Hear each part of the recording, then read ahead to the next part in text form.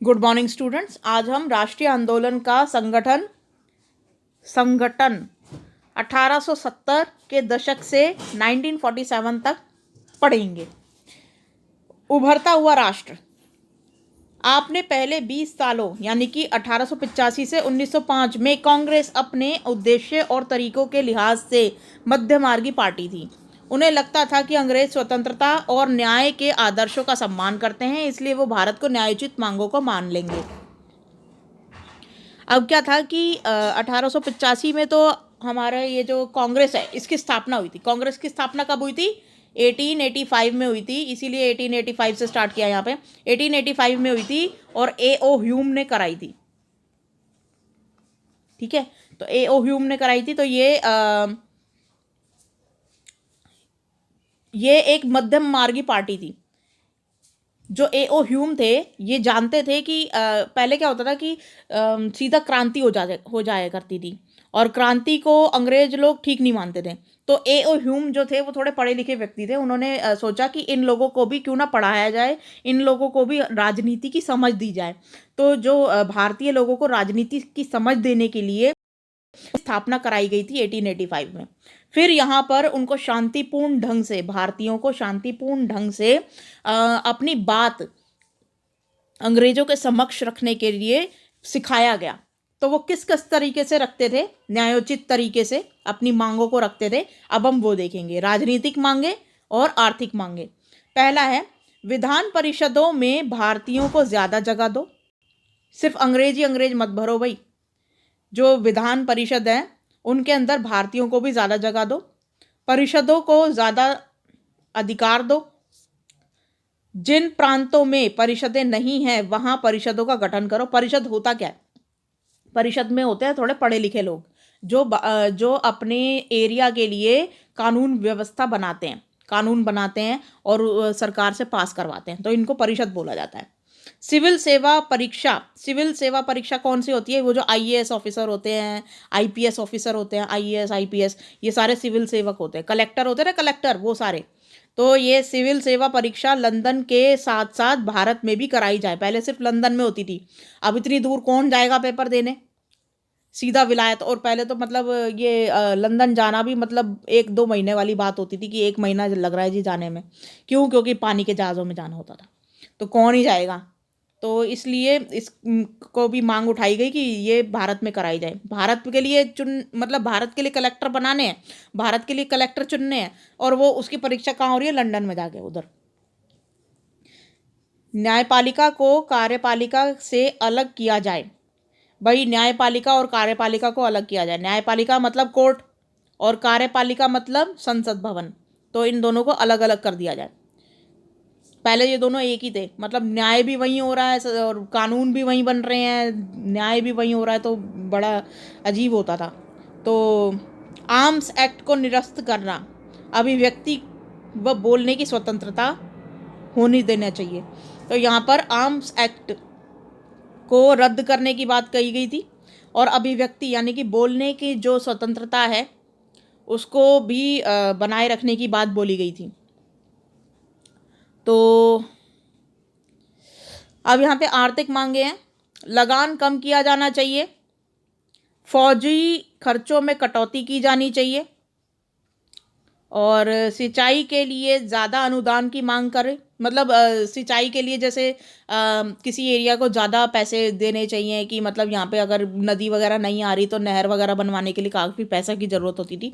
तो मतलब ज़्यादा अनुदान, ज़्यादा पैसों की डिमांड करते थे कि यहाँ पर ज़्यादा पैसे लगेंगे, क्योंकि सिंचाई के लिए फिर नहर वगैरह खुदवानी पड़ेगी ना।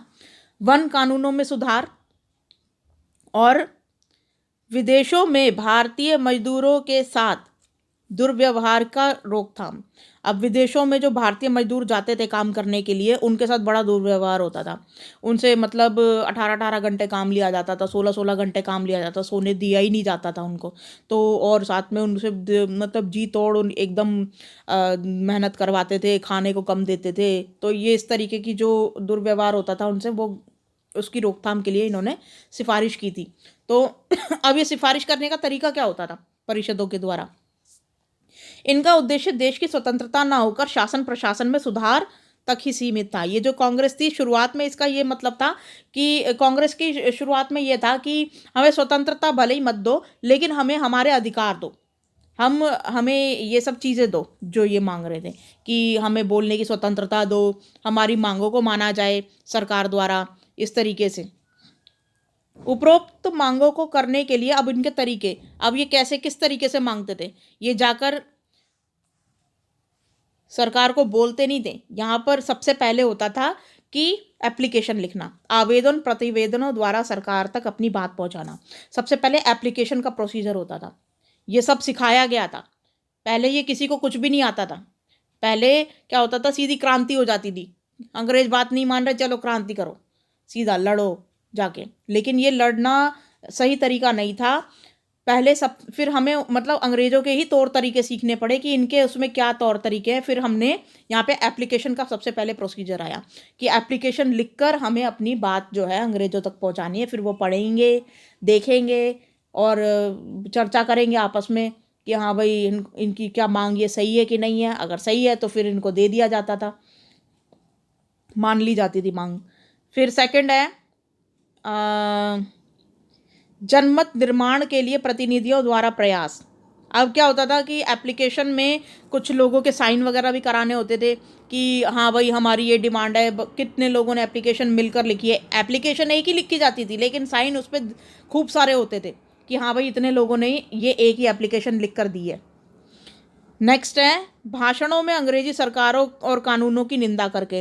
अब मंच लगा लिया जाता था, स्टेज पे खड़े होके भाषणों के द्वारा जो है पब्लिक को इकट्ठा करके और उसको फिर बताया जाता था कि अंग्रेज सरकार ये कानून बना रही है, ये गलत है, आप सब आवाज़ उठाओ इस बारे में। अखबारों के द्वारा निंदा की जाती थी। अखबारों के द्वारा जो है वो सरकारी अफसर, जो सरकारी अफसर होते थे उनको लेटर लिख अखबारों के थ्रू मतलब उन तक बात पहुंचा देते थे कि मान लो कि हमारी जो एप्लीकेशन है वो सिर्फ टेबल पे पड़ी पड़ी ऐसी ही पुरानी हो गई, किसी ने देखी भी नहीं। अब अखबार में तो रोज़ ही वही चीज़ आ रही है। अखबार रोज़ रोज़ सुबह अंग्रेज ऑफिसर पढ़ते थे तो वो सब भी पढ़कर मतलब समझते थे कि अरे हाँ, अरे ये चीज़ जो थी वो करनी बहुत ज़रूरी है, रोज़ रोज़ इसकी मांग उठ रही है। तो अखबारों में भी एप्लीकेशनें छाप दी जाती थी आर्टिकल के रूप में। नेक्स्ट है लेखों के द्वारा। अब ये जो लेख हैं पुराने टाइम में जो मैगज़ीन वगैरह जो होती थी उसके अंदर भी ये सब चीज़ें छपती थी कि हाँ भाई ये मांग गलत है और ये मांग को नहीं मानना चाहिए, सरकार को सोचना चाहिए इस बारे में। तो मतलब अपनी कोई भी बात जो पहुंचानी थी ना सरकार तक, अंग्रेज़ों तक, बड़े ऑफिसरों तक, तो ये सारे माध्यम थे, एप्लीकेशन और ये सब मंच पर खड़े होकर भाषण देना और निंदा करना और ये सरकार अखबार द्वारा और मैगज़ीन द्वारा। तो ये 5 मध्यम मार्ग थे कांग्रेस के, मध्यम मार्गी कांग्रेस के तरीके। तो इस तरीके तक से हम मतलब जो कांग्रेसी थे वो अपनी बात को अंग्रेजों के सामने रखते थे। तो क्वेश्चन नंबर 1, आपके विचार से अपने प्रारंभिक वर्षों में कांग्रेस ने विधान परिषद में भारतीयों को ज़्यादा जगह देने की मांग क्यों की होगी? तो यहाँ पर फर्स्ट क्वेश्चन पहले समझना, बहुत ही लंबा कर दिया है इसको थोड़ा छोटा करना चाहिए था। चलो कोई बात नहीं, इसका फर्स्ट क्वेश्चन का मतलब पहले समझो कि आपको क्या लगता है कि जब कांग्रेस स्टार्टिंग में बनी थी तो उसने ये जो विधान परिषद है इसके अंदर भारतीयों को ज़्यादा जगह देने की क्यों डिमांड की थी? पहली बात, एक अंग्रेज भारतीयों की ज़रूरतों को नहीं समझ सकता और ये जो अंग्रेज़ों की विधान परिषद होती थी इनमें ज़्यादातर अंग्रेज होते थे, अंग्रेज ऑफिसर्स। तो वो भारतीयों की ज़रूरतों को नहीं समझ सकते थे, केवल भारतीय ही समझा सकते थे कि ये कानून होना चाहिए, ये आज की ज़रूरत है भारत के लिए। तो इसमें वहाँ पे भारतीय लोगों को ज़्यादा जगह देने की डिमांड उठने लगी कि आप हमारे लिए कानून बना रहे हो और हम ही लोगों को शामिल नहीं कर रहे। तो इसलिए भारतीय लोगों को ज़्यादा जगह देने की मांग उठने लगी थी। इसका जो आंसर है ये ऊपर नहीं लिखा हुआ है, ये आपको खुद अपने शब्दों में लिखना होगा। सेकंड क्वेश्चन है, अभिव्यक्ति की स्वतंत्रता की मांग आरंभ से ही एक प्रमुख मांग क्यों थी? अभिव्यक्ति की स्वतंत्रता आरंभ से ही एक प्रमुख मांग क्यों थी भाई? जब तक अपनी बात को दूसरों के सामने रखोगे नहीं तो सामने वाले को क्या पता कि क्या चाहिए। इसीलिए अभिव्यक्ति की स्वतंत्रता होनी चाहिए। लेकिन अभिव्यक्ति की स्वतंत्रता जो है ये नहीं कि मतलब अपशब्द बोल रहे हो, अभिव्यक्ति की स्वतंत्रता होनी चाहिए लेकिन सही शब्दों के साथ।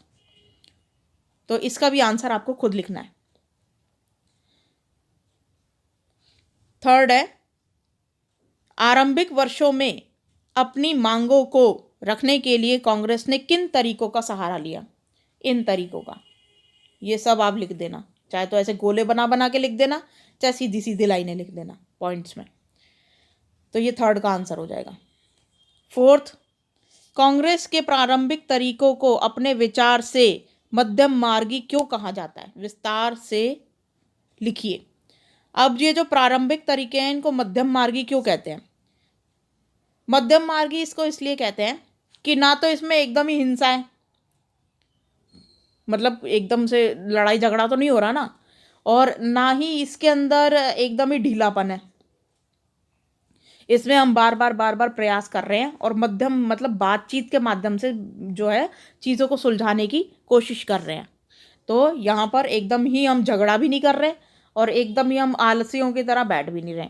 तो कुल मिला के ये मध्यम मार्ग हो गया कि हमें अपनी मांगों को बार बार सरकार तक पहुंचाना है, और वो भी इन माध्यमों से। तो इसलिए कांग्रेस को मध्यम मार्गी कहा जाता था। ये चुप नहीं बैठती थी, मतलब अपने पूरे जो है ना ये अभिव्यक्ति की स्वतंत्रता का पूरा यूज़ करती थी कि हमें बार बार जो है अंग्रेज़ों के कानों तक ये बात पहुंचानी है कि ये कानून ठीक नहीं है या ये कानून ख़राब है, इसको ठीक करो। इस तरीके से मतलब अपनी बातें और अपनी मांगें मनवाती थी।